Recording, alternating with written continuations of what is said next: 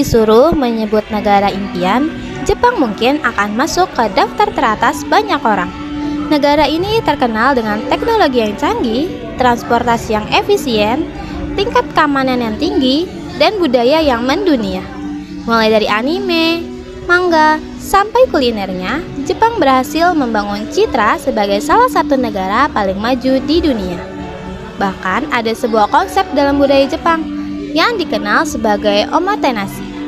Omotenashi berarti keramah tamahan yang diberikan dengan tulus, tanpa mengharapkan balasan. Gak heran kalau banyak wisatawan merasa nyaman saat berkunjung ke Jepang. Selain itu, Jepang juga dikenal dengan konsep ikigai. Sederhananya, ikigai adalah alasan yang membuat seseorang bersemangat untuk bangun setiap pagi dan menjalani hidupnya. Konsep-konsep seperti inilah yang membuat Jepang sering dipandang sebagai negara yang ideal. Tapi ternyata ada sisi lain yang jarang terlihat. Saat dunia sibuk mengagumi Jepang, ada satu masalah yang terus berkembang di balik layar.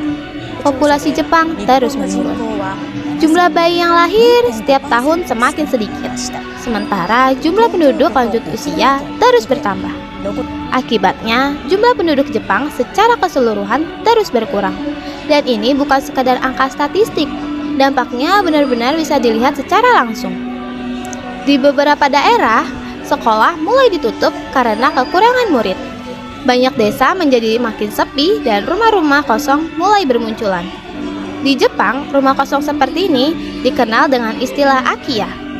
Karena jumlah penduduk yang terus menurun, jumlah akiya juga semakin meningkat dari tahun ke tahun. Beberapa rumah bahkan dijual dengan harga yang sangat murah karena tidak ada lagi yang ingin menempatinya. Salah satu daerah yang merasakan dampak ini adalah Akita. Prefektur yang berada di bagian utara Jepang tersebut terus mengalami penurunan jumlah penduduk karena banyak anak mudanya memilih pindah ke kota besar. Lalu, apa sebenarnya yang menyebabkan krisis ini? Jawabannya cukup kompleks. Salah satu faktor utamanya adalah biaya hidup yang tinggi dan tekanan hidup yang semakin besar. Banyak anak muda Jepang merasa bahwa menikah dan memiliki anak membutuhkan biaya yang tidak sedikit. Di sisi lain, budaya kerja yang sangat kompetitif juga menjadi tantangan tersendiri. Masyarakat Jepang bahkan memiliki istilah khusus yang disebut karoshi. Karoshi berarti kematian akibat bekerja secara berlebihan. Meskipun tidak dialami semua orang, istilah ini menunjukkan bahwa tekanan kerja memang menjadi isu yang cukup serius di Jepang. Akibat berbagai faktor tersebut, banyak orang memilih untuk fokus pada karir dibanding membangun keluarga. Dan dari sinilah angka kelahiran terus menurun. Jepang mengajarkan kita bahwa kemajuan teknologi dan ekonomi tidak selalu berarti sebuah negara terbebas dari masalah.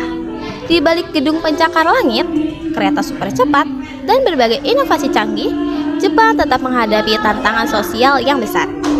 Karena pada akhirnya, masa depan sebuah negara tidak hanya bergantung pada teknologi atau kekayaan, tetapi juga pada manusia yang akan melanjutkan kehidupan di negara tersebut.